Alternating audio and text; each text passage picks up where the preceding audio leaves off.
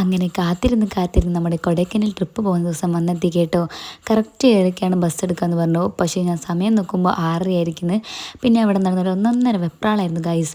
എവിടെ തുടങ്ങണം എന്തെടുക്കണം എന്നറിയാത്തൊരവസ്ഥയായിരുന്നു. കൊടൈക്കനാൽ ആയതുകൊണ്ട് തന്നെ മെയിൻ സാധനം തണുപ്പിനെ പ്രതിരോധിക്കാനുള്ള തന്നെയാണല്ലോ. അപ്പോൾ പിന്നെ ഒട്ടും കുറച്ചില്ല, 3 ഹുഡീസും 2 ഹുഡീസും ഒരു സ്വെറ്ററൊക്കെ അങ്ങ് എടുത്തുവെച്ച് 3 ആൾക്കാരുണ്ടല്ലോ.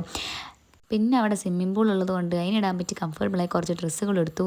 പിന്നെ ഷൂസ് എടുത്ത് വെച്ചു, മേക്കപ്പ് സാധനം എടുത്ത് വെച്ചു, സ്കിൻ കെയർ എടുത്ത് വെച്ചു, പിന്നെ ഡ്രയർ എടുത്ത് വെച്ചു. അങ്ങനെ അല്ലറ ചില്ലറ എല്ലാ സാധനങ്ങളും എടുത്ത് വെച്ചു.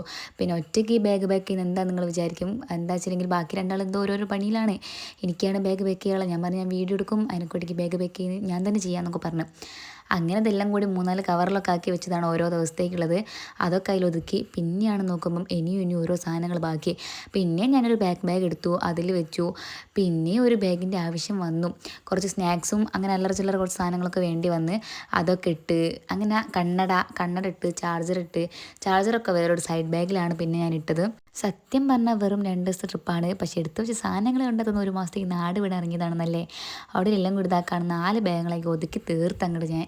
അങ്ങനെ ലാസ്റ്റ് മിനിറ്റിൽ വെപ്രാള പാക്കിംഗ് ഒക്കെ കഴിഞ്ഞ് നമ്മൾ ഇറങ്ങാൻ റെഡി ആയിട്ടുണ്ട്. പാക്കിങ്ങിൽ എന്തെങ്കിലും മറന്നുപോയോ എന്നൊക്കെ വഴിയേ അറിയാം. അപ്പോൾ ചീത്തയും കേൾക്കുന്ന ഉറപ്പാണ്. അപ്പോൾ കൊടൈക്കനാലിലെ ബാക്കി വിശേഷങ്ങളും കാഴ്ചകളായി അടുത്ത വീഡിയോയിൽ വരും. Let's go.